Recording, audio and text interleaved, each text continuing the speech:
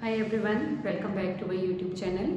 आज हमने डिस्कस करना है लिमिट्स के बारे में। लिमिट्स एक्चुअली हम क्लास 11th में डिस्कस करते हैं। इसमें 12th, ये 11th इसका बेस है। 12th में भी हम करते हैं लिमिट एंड कॉन्टिन्यूटी।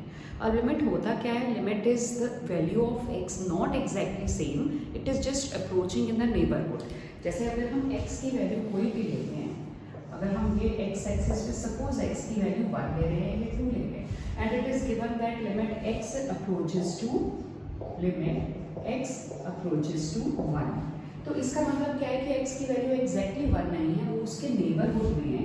नेबरहुड में हम लेते हैं तो ये 1 पॉजिटिव भी हो सकती है, 1 नेगेटिव। 1 नेगेटिव मीन्स उसके लेफ्ट हैंड साइड पे 1 नेगेटिव 1 से स्लाइटली लेस, 1 पॉजिटिव मीन्स 1 से स्लाइटली ग्रेटर। अब अगर हम इसको एक एग्जाम्पल से डिस्कस करेंगे, limit x approaches to 2x² - 4 upon x - 2। इसको अगर हमें डायरेक्टली सॉल्व करना हो तो हम क्या करते हैं? सबसे पहले अगर डायरेक्टली x की वैल्यू पुट कर दें तो ये हमारे पास क्या आएगा? 4 - 4 अपॉन 2 - 2। तो ये वैल्यू तो क्या आ गई? 0/0 फॉर्म। तो 0/0 form it is not defined. Whenever we are getting any answer in this form, so what we have to do, the first thing that you have to do the factorization. अब factorization के लिए हम इसको numerator को factorize करेंगे। Limit x approaches to 2, x - 2, x + 2 upon x - 2. Now this is cancel. तो denominator में negative part cancel हो गया, अब रह गया सिर्फ न्यूमरेटर में। हम डायरेक्टली अगर हम x को 2 पुट कर दें तब भी इसका आंसर आएगा 2 + 2 4। But depending upon marks, if it is of 1 mark MCQ question और शॉर्ट टाइप, तो you can directly put that. But if it is of 2 marks, तो you have to show left hand limit, right hand limit both simultaneously.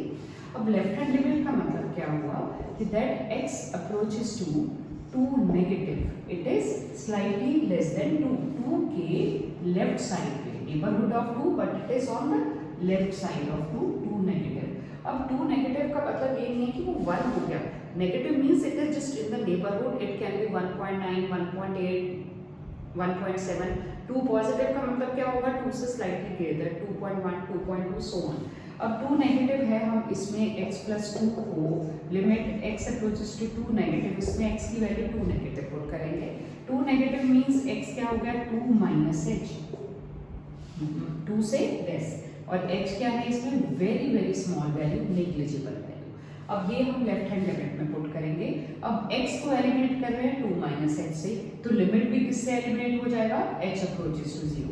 अगर हम यहाँ पे x को 2 लिया है तो 2 की जगह 2 - और h, और अगर h क्या हुआ? 0, तो limit h approaches to 0, x की जगह 2 - h + 2।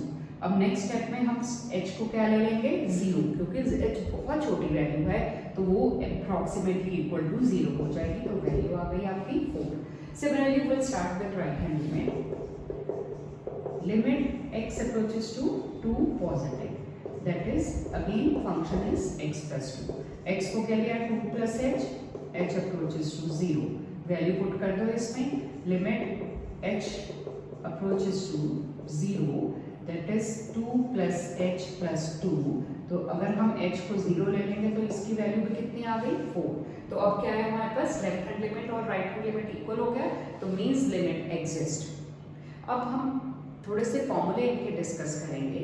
फर्स्ट फॉर्मूला है जो बहुत इंपॉर्टेंट फॉर्मूला है लिमिट्स के लिए, that is xn - an, that we will define from this formula only. xn - an upon x - a limit x approaches to a. अब we can generalize this formula, xn - an upon x - a limit x approaches to a. इसका formula आता है n a n - 1। इसको अगर हम generalise करते हैं, पहले n को ले लो 1, n को अगर हमने 1 लिया और इसकी वैल्यू हम चेक करेंगे, n that is limit x approaches to a, x - a upon x - a, ये कैंसिल। राइट हैंड साइड में हमको 1 ले लो, 1 - 1, तो ये आ गया 1 × a की पावर 0, दैट इज 1, और हमारे पास लेफ्ट हैंड साइड भी 1, तो left hand side is equal to right hand side. Now we will move to the next n is 2। अगर हमने n को 2 लिया तो क्या आ जाएगा, limit x approaches to a x square minus a square upon x minus a, and put value of n as 2 here also, what will you get, 2a। अब इसमें डायरेक्टली अगर हम x को a पुट करेंगे तो क्या आएगा, 0.0 form. तो 0.0 form is not defined, what you have to do, so we have to first factorize x minus a, x plus a upon x minus a. This whole is cancelled. Now we can put limit x approaches to a on left hand side, 2a is equal to 2a. Hence it is proved for, that is n is equal to 2, both sides equal. Now we are taking n is equal to 3. So limit x approaches to 0, x approaches to a, x cube minus a cube upon x minus a, x को हमने क्या लिया था, a।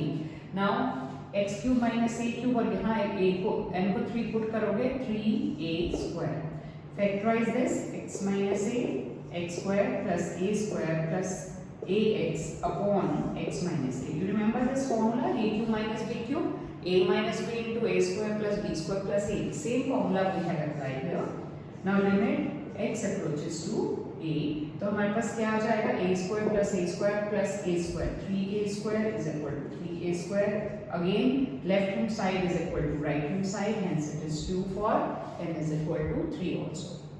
ये तो हमारे simple generalisation है, लेकिन इसको हम एक्सपेंड बाइनोमियल थ्योरम से भी कर सकते हैं। We have already discussed the binomial theorem.